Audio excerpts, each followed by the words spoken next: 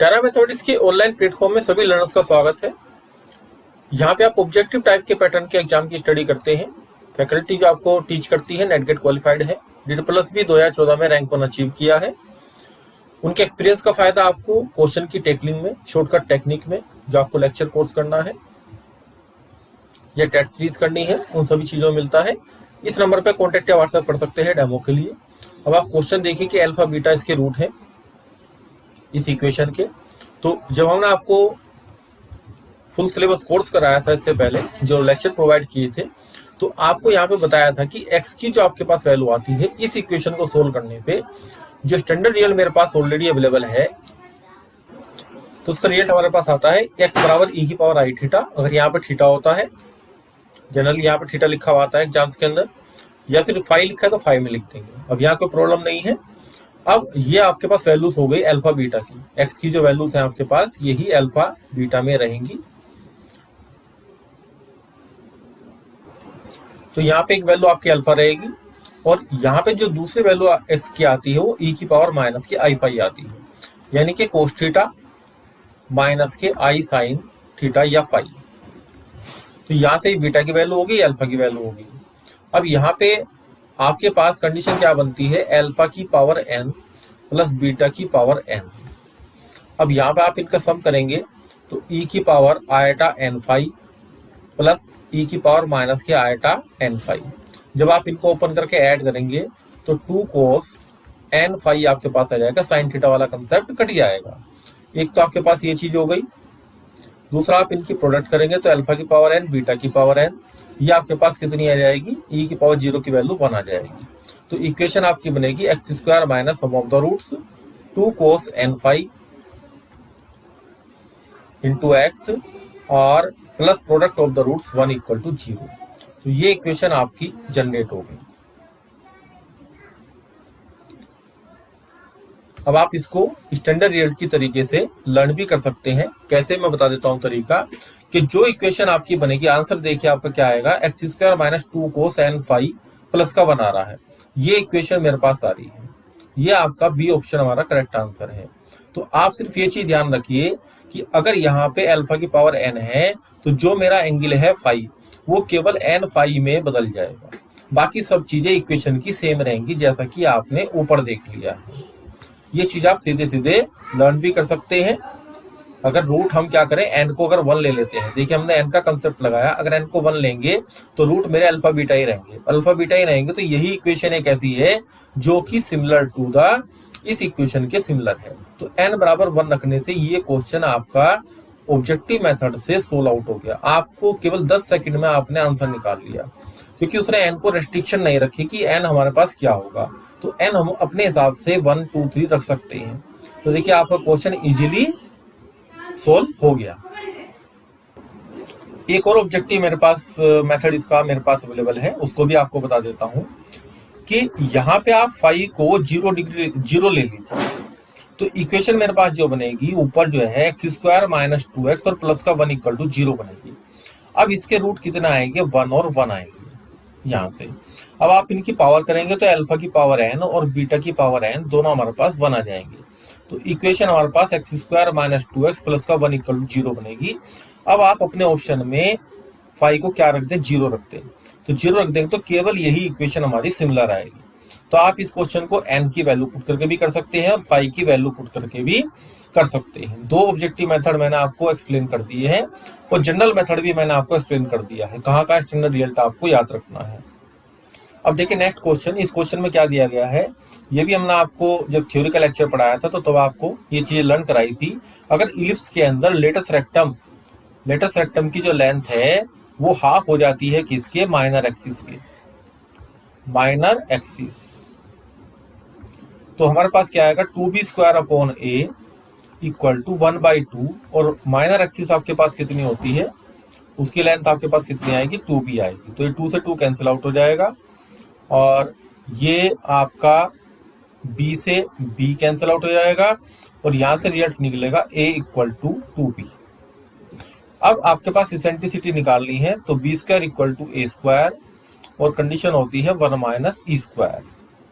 तो यहाँ पे b की a की वैल्यू रख लेते हैं तो ये बी स्क्वायर आ गया, और यहाँ पे ए स्क्वायर की वैल्यू कितनी आ गई 4b स्क्वायर। बी स्क्वायर से बी स्क्वायर कैंसिल आउट हो गया, 1 माइनस ई स्क्वायर। तो यहाँ से हम सोल्व करते हैं इसको, तो ई स्क्वायर की वैल्यू 1 माइनस 1/4 यानी कि 3/4, यानी कि हमारे पास इसेंट्रिसिटी कितनी आएगी, √3/2 आएगी। तो ये कंसेप्ट आप याद कर लें, ये भी स्टैंडर्ड रिजल्ट की तरीके से हम लर्न करते हैं। तो ई की वैल्यू √3/2 आएगी। अगर यहाँ पे इस क्वेश्चन में एक चीज और लर्न कराई थी आपको कि अगर यहाँ पे मेजर एक्सिस दे दे, मेजर एक्सिस, अगर वो यहाँ पे मेजर एक्सिस देता है तो आपका जो रिजल्ट आएगा, तो जो प्रोसेस हमने यहाँ बनाया है कि हमने 2b स्क्वायर अपॉन ए को 1/2 इंटू 2a रखेंगे मेजर एक्सिस में, तो हमारा जो रिजल्ट आता है ई की वैल्यू 1/√2 आती है। तो ये दो क्वेश्चन हैं जो आपको स्टैंडर्ड रिजल्ट के तरीके से आपको अपनी कॉपी में नोट आउट करने हैं, जिससे क्वेश्चन आपका सीधा हो जाए। क्योंकि अधिकतर एग्जाम में क्वेश्चन मैंने देखा है कि ये सीधे सीधे एग्जाम में क्वेश्चन पूछा जाता है। अब देखिए क्वेश्चन में क्या दिया गया कि एबीसी आपके जो नंबर्स हैं वो आपके एपी में है। तो ये मेथड मैंने आपको समझा रखा है कि जब एबीसी एपी में होंगे तो सबसे आसान जो एग्जाम्पल हमारे पास है वो 1 2 3 का होता है। वैसे तो -1 0 1 भी ले सकते हैं, लेकिन इसको लेने से मेरे ऑप्शन कंसाइड कर जाएंगे, क्योंकि ऑप्शन पे ध्यान दीजिए कि यहाँ पे सब में एबीसी है, तो ये हम नहीं लेंगे, ये काउंटर एग्जाम्पल हम नहीं लेंगे, 1 2 3 लेंगे, और इसको रखने से मेरा कोई भी ऑप्शन कंसाइड भी नहीं करेगा। अब मुझे इसकी वैल्यू फाइंड आउट करनी है, तो हम यहाँ इसको फाइंड आउट करेंगे। तो देखिए हमने क्या किया, एबीसी की ये वैल्यू इसमें पुट कर दी है, जो एक्सप्रेशन की जो हमारे से वैल्यू पूछी है इसने, इसमें हमने वैल्यू पुट कर दी है। यहाँ वैल्यू पुट करने से ये हमारे पास वैल्यूज आ गई, और ये रिजल्ट हमारे पास 96 आ गया, और इसको हमने 16 के टर्म्स में लिख लिया, 16 × 1 × 2 × 3। तो हमारा आंसर क्या गया, ए ऑप्शन हमारा करेक्ट आंसर आ गया। अगर हम यहाँ पे 2b बराबर a + c की कंडीशन लगाते हैं तो आंसर हमारा आ जाएगा सब्जेक्टिव मेथड से, लेकिन थोड़ा आपका टाइम कंजप्शन होगा। तो हमें ये क्वेश्चन जो एपीजीपी के आते हैं, इन क्वेश्चन का जो हमारा टारगेट रहता है वो सिर्फ 20 सेकंड ही रहता है, 20 सेकंड से आगे हम इसको प्ले नहीं करते। अब देखिए ये भी जो क्वेश्चन आपका है, यहाँ पे ये दो क्वेश्चन दो फॉर्मेट में आता है, x² + 3 mod of x + का 2, एक तो ये आता है, और एक क्वेश्चन आपने ये देखा x² - 3 mod of x + का 2 = 0। अब देखिए अगर इक्वेशन के अंदर ax² + b mod of x + c = 0, इसके दो केस बना देता हूं मैं कि अगर तीनों a b c पॉजिटिव है, > 0 है, तो ये सारा हिस्सा, ये जो लेफ्ट हैंड साइड हमारी है, ये सब पॉजिटिव हो गई, तो यहाँ पे कोई भी सॉल्यूशन नहीं आएगा। अगर हमारे पास a और b > 0 है और c की वैल्यू <0 है, अगर ये केस है +- वाला, तो यहाँ पे आपके जो रूट आएंगे टोटल 4 आएंगे, मोड ऑफ x की दो वैल्यू आएंगी, एक अल्फा एक बीटा, दोनों ही पॉजिटिव होंगी। तो यहाँ से x की वैल्यू आपकी जो आएगी +- अल्फा और +- बीटा, इस तरीके से 4 वैल्यू आ जाएंगी। तो यहाँ पे 4 रियल रूट्स होंगे। तो यहाँ पे आप देख लीजिए कि यहाँ पॉजिटिव, यहाँ नेगेटिव, यहाँ पॉजिटिव, तो आपके 4 रियल रूट आएंगे यहाँ पे। तो डी ऑप्शन आपका करेक्ट आंसर हो गया।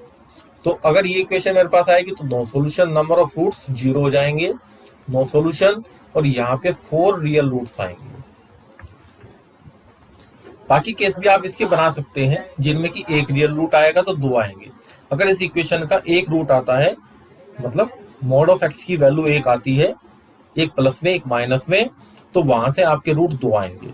तो रूट या तो आपके ऐसी इक्वेशन में +- का जो मैनिपुलेशन है उसको करके, या तो रूट आपके 0 आएंगे या 2 आएंगे या फिर 4 आएंगे। इस तरीके से आपके आंसर डेवलप हो जाएंगे। ये क्वेश्चन देखिए, बहुत ही क्लासिकल क्वेश्चन है। रेंज पूछी है फंक्शन की, और रेंज निकालने में हमें टाइम लग जाता है, क्योंकि हम क्या करते हैं, सबसे पहले डोमेन पे काम करते हैं, तब हम रेंज निकाल पाते हैं। इस फंक्शन की मैंने आपको स्टडी कराई थी पहले, y = √4 - x²। इसको स्क्वायरिंग करके करते हैं तो x² + y² = 4 हमारे पास आ जाता है। और हम क्या करते हैं, यहाँ पे एक सर्कल बना लेते हैं सेंटर एट द ओरिजिन। लेकिन आप ध्यान देंगे कि y की वैल्यू पॉजिटिव स्क्वायर रूट है, तो यहाँ पे y की वैल्यू > 0 है। तो इसका मतलब ये हिस्सा इसका फिनिश हम यहाँ से एलिमिनेट कर देंगे, तो केवल जो ग्राफ बनेगा वो ये बनेगा। अब यहाँ पे जो इसकी वैल्यूज आएंगी वो 0 से लेके और 2 तक वेरी करेंगी। तो ये जो वैल्यू हमारे पास है √4 - x², एक पुराने स्टैंडर्ड रिजल्ट की सहायता से मैंने इसको डेवलप कर लिया। जीरो पे हमने इक्वलिटी होल्ड नहीं करी, यहाँ पे इक्वलिटी होल्ड होगी, यहाँ पे हमने नहीं करी है। क्यों नहीं करी है? क्योंकि यहाँ पे ये -2 से 2 तक जा रहा है और वो उसके डोमेन में नहीं है, क्योंकि लोग के साथ कभी भी जीरो नहीं आने का। और यहाँ पे आपका कितना आ गया? 2 आ गया। ये वैल्यू 0 से 2 के बीच में, जो y की वैल्यू है वो आपकी 0 से 2 के बीच में लाई करेगी। ये मैंने आपको फिगर में दिखा दिया है रेड कलर से, ये 0 से 2 के बीच में वेरी करेगी। अब आप लोग लेंगे। अब आपको पता है कि log बेस e0 की वैल्यू -∞ होती है। उसका क्या कारण है? e की पावर -∞ बराबर 1/e की पावर ∞ इक्वल टू 1/∞ और टेंडिंग टू 0। तो इसका मतलब जब लोग अप्लाई करेंगे तो यहाँ पे -∞ आएगा और यहाँ पे आपका log √4 - x² आएगा और यहाँ पे आपका log 2 आएगा। वैसे जनरली आप रेंज कैसे निकालते हैं? x/x in the terms of y, या तो वहां से निकालेंगे, रिजल्ट वहां से डेवलप होगा। तो ये मेथड जो मैंने आपको सिखाया है रेंज निकालने का, ये थोड़ा सा सेपरेट मतलब डिफरेंट मेथड है। आप इस तरीके से भी कर सकते हैं, आपकी टॉपिक पर कमांड भी होगी और इंटरव्यू में जब इस तरह के क्वेश्चन पूछे जाएंगे तो आप पजल भी नहीं होंगे। तो ये रिजल्ट डायरेक्ट याद रखें, log बेस e0 ये वैल्यू टेंडिंग टू -∞ होती है। ये बहुत सारे क्वेश्चंस पर काम आती है, खासकर जब आप इंटीग्रेशन निकालेंगे तो वहां पे काम आएगी, या फिर आप लिमिट के क्वेश्चन निकालेंगे तो वहां पे काम आएगी, क्योंकि ये एग्जैक्टली 0 नहीं है, 0 के आसपास का नंबर है, वो भी पॉजिटिव। तो इस तरीके से आपका जो आंसर है वो सी ऑप्शन आपका करेक्ट आंसर है। नेक्स्ट क्वेश्चन देखिए। इस क्वेश्चन के अंदर P 80² 280 एक वन एंड है द फोकल कोड का ऑफ द पैराबोला। ये जनरल पैराबोला है जो अधिकतर आप स्टडी करते हैं। यहाँ पे फिगर आपकी इस तरीके की बनती है। उसने कहा कि फोकस से एक कोड पास हो रही है। फोकल कोड का जो एक पॉइंट है वो 80², 280 है। ये अब आपको दूसरा कॉर्नर इसका पता होना चाहिए। ये आपको बताया गया था कि यहाँ पे ये अगर a_t1² 2a_t1 होता है और ये a_t2² 2a_t2 होता है, तो एक रिजल्ट हमारे पास क्या होता है? t1 t2 का प्रोडक्ट इक्वल टू -1। उसके हिसाब से ये a/t1 का होल स्क्वायर और माइनस के 2a/t1 हो जाता है। अब डिस्टेंस बिटवीन 2 पॉइंट हम निकालते हैं, तो ये AB की जो लेंथ आपके पास आएगी, AB मैं लिख देता हूं, तो ये लेंथ आपकी t1 - t2 का होल स्क्वायर आती है। अब t2 को in the terms of t1 रखते हैं, तो t1 प्लस यहाँ पे t2 की वैल्यू -1/t1, तो 1/t1 आ जाएगी। तो ये ऑप्शन हमारा करेक्ट आंसर है। ये था इसका सब्जेक्टिव पोर्शन वाला आंसर। मैंने आपको रिवाइज भी करा दिया कंसेप्ट, लेकिन आप देखिए ध्यान से कि अगर मैं यहाँ पे t को 1 रख लेता हूँ, अब ऑब्जेक्टिव मेथड की तरफ काम करते हैं, क्योंकि सब्जेक्टिव से ही ऑब्जेक्टिव जनरेट होता है। हम t को 1 रख लेंगे। जैसे हम t को 1 रखेंगे तो आप ध्यान दीजिए कि ये कौन सा पॉइंट बना। आपके पास एक स्टैंडर्ड रिजल्ट है कि लेंथ ऑफ लेटर सेक्टम जो मेरे पास होती है वो 4a होती है। अब जैसे ही आप ये पॉइंट रखेंगे 1 रखेंगे, तो ये पॉइंट a,2a हो जाएगा और ये पूरी लेंथ कितनी हो जाएगी? ये लेंथ आपकी 4a हो जाएगी। अब आप ऑप्शन में t की वैल्यू 1 रख दीजिए। देखिए यहाँ 0 बन जाएगा, ये मेरा आंसर नहीं है। ये 0 बनेगा, ये भी मेरा आंसर नहीं है। यहाँ पे 1 रखूंगा तो 2a आएगा और यहाँ पे मैं रखूंगा तो 1 + 1 का होल स्क्वायर, 1 + 1 का स्क्वायर, 2 का स्क्वायर 4a। तो ये लेंथ हमारे पास कितनी आएगी? 4a आएगी। तो देखिए अगर हमने t को फिक्स कर दिया, तो जितना चक्कर हमने आपको बताया, जितना सिस्टम हमने आपको यहाँ बताया कि आप इस तरीके से मूव कीजिए, तो ये सारा जितना भी प्रोसीजर है ये लेंथी प्रोसीजर है। अगर आपको स्टैंडर्ड रिजल्ट याद है ये वाला कि a_t + 1/t का होल स्क्वायर, आप दो चीज याद कर लीजिए, ये हमने आपको बताई भी थी। एक तो आप इसको लर्न कर लीजिए t1 t2 के टर्म्स में। कभी कभी पेपर में t1 t2 के टर्म्स में आता है, कभी केवल t के टर्म्स में आता है, तो आप इसको लर्न कीजिए। सॉरी, यहाँ पे मेरे से स्क्वायर लिखना रह गया, तो स्क्वायर आएगा यहाँ पे। और ये जो मैंने आपको ऑब्जेक्टिव मेथड बताया कि t = 1 के लिए, और मैं आपको एक चीज और बता देता हूँ कि ये जो फोकल कोड होती है ये मिनिमम लेंथ की फोकल कोड होती है। Minimum length of the focal code वो कहां से डेवलप हुआ? वो t + 1/t, नंबर उसके रेसिप्रोकल हमेशा 2 या 2 से बड़ा होता है। तो ये जो लेंथ हमारे पास आती है हमेशा > 4a आता है। तो ये चीज आप एग्जामिनर आपसे इंटरव्यू में जरूर पूछता है कि आप पहले फोकट कोड की लेंथ बताइए और फिर उसकी मिनिमम लेंथ बताइए कि वो स्पेशली क्या होती है। तो ये कंसेप्ट आपका कंप्लीट हो गया। अब हम चलते हैं length of the common code. देखिए आपको ये जो पैराबोला दिखाई दे रहे हैं ये बन रहे हैं इधर, और आपको सीधे सीधे देखने से आप सबसे पहले क्या करेंगे, कॉमन कोड निकालने के लिए पॉइंट ऑफ इंटरसेक्शन निकालेंगे।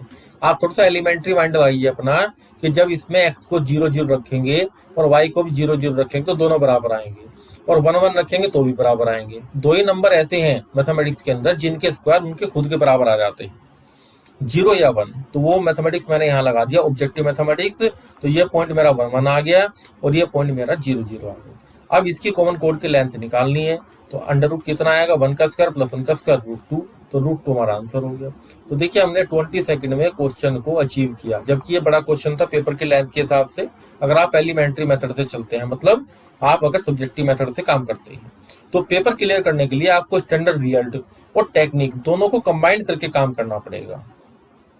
जैसे मेरा पर्सनल एक्सपीरियंस है और मैंने रैंक 1 पे ये एग्जाम अचीव भी किए हैं, तो इन्हीं सब चीजों को समराइज करके पेपर को सोल्व आउट किया।